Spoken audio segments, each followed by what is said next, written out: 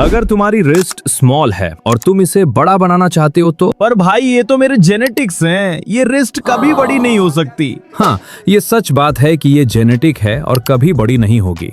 लेकिन अगर तुम्हारी रिस्ट स्मॉल है तो तुम लकी हो। चुप्पा भाई, कैसी बात कर रहे हो? मेरी रिस्ट पतली है, मैं लकी कैसे हो गया? क्योंकि बंटी तुम्हारे पास अपॉर्चुनिटी है एवरेज लोगों से अपने आर्म्स बड़े दिखाने की। क्योंकि एक बड़े रिस्ट वाले बंदे को अपने आर्म्स को बड़ा दिखाने के लिए फोर आर्म को और बड़ा करना होगा, जबकि एक स्मॉल रिस्ट वाला अगर थोड़ा सा भी अपने फोर आर्म को बड़ा कर ले तो उसके आर्म्स बिग रिस्ट वाले से ज्यादा मस्कुलर दिखेंगे। अब मैं समझ गया, मुझे अपने आर्म्स को बड़े दिखाने के लिए फोर आर्म को ट्रेन करना होगा। बिल्कुल सही कहा।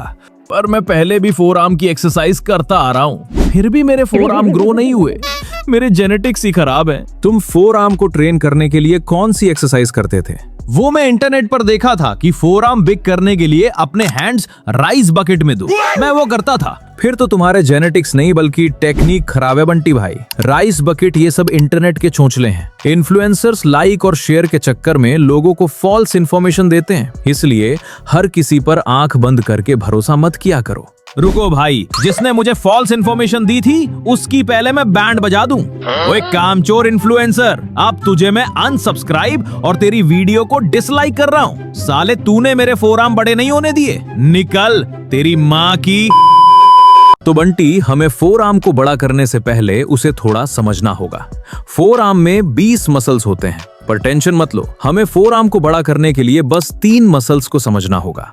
फर्स्ट, ब्रैकियोरेडियलिस, ये तुम्हारे फोर आर्म को मोटा और वाइड लुक देता है। सेकंड, रिस्ट फ्लेक्सर्स, ये इनर थिकनेस के लिए होते हैं। थर्ड, रिस्ट एक्सटेंसर्स, ये अपर फोर आर्म को फुल बैलेंस्ड लुक देते हैं। बस इन तीनों मसल्स को ट्रेन करने से ही तुम्हारे फोर आर्म का 90% साइज इंक्रीज हो जाता है। लेकिन बस फोर आर्म की मसल्स जानने से तुम्हारे फोर आर्म बड़े नहीं होंगे।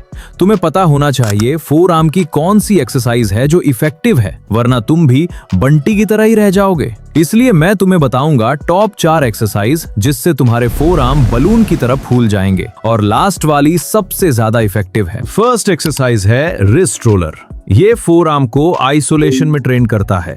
ये इन तीनों मसल्स को टारगेट करता है, पर इसे करना सीखना होगा। पहले तुम्हें सीधे खड़े हो जाना होगा, फिर रिस्ट रोलर को पकड़कर शोल्डर की हाइट पर रखना, फिर सिर्फ रिस्ट की मदद से रोलर को रोल करो। इसके तुम्हें प्रोग्रेसिव ओवरलोड के सेट लगाने हैं, 8 से 12 रेप्स।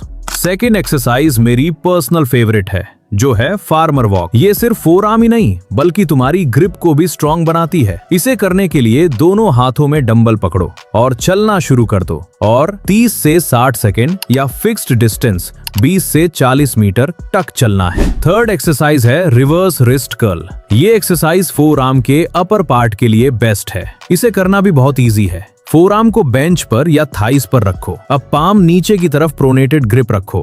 अब रिस्ट की पावर से धीरे धीरे नीचे स्ट्रेच करो। इसमें कुछ कॉमन मिस्टेक्स हैं जो तुम्हें नहीं करनी। एल्बो को मूव नहीं करना, रिस्ट को पूरा स्ट्रेच नहीं करना, और फास्ट रेप्स बिल्कुल मत करना, स्लोली और कंट्रोल के साथ। चौथी एक्सरसाइज है जो ब्रैकियोरेडियलिस को ट्रेन करती है। इसका नाम है हैमर कर्ल। ये एक्सरसाइज फोर आर्म को सबसे ज्यादा थिकनेस देने वाली एक्सरसाइज में से एक मानी जाती है। इसे करने के लिए 2 डंबल लो, सीधे खड़े हो जाओ, डंबल को न्यूट्रल ग्रिप में पकड़ो, फिर डंबल को शोल्डर तक कर्ल करो। ध्यान रखना एल्बो बॉडी के पास होनी चाहिए। इसके भी प्रोग्रेसिव ओवरलोड करना है, 8 से 12 रेप्स। इन चारों एक्सरसाइज को सही से करो, तुम्हारे फोर आर्म्स बड़े हो जाएंगे।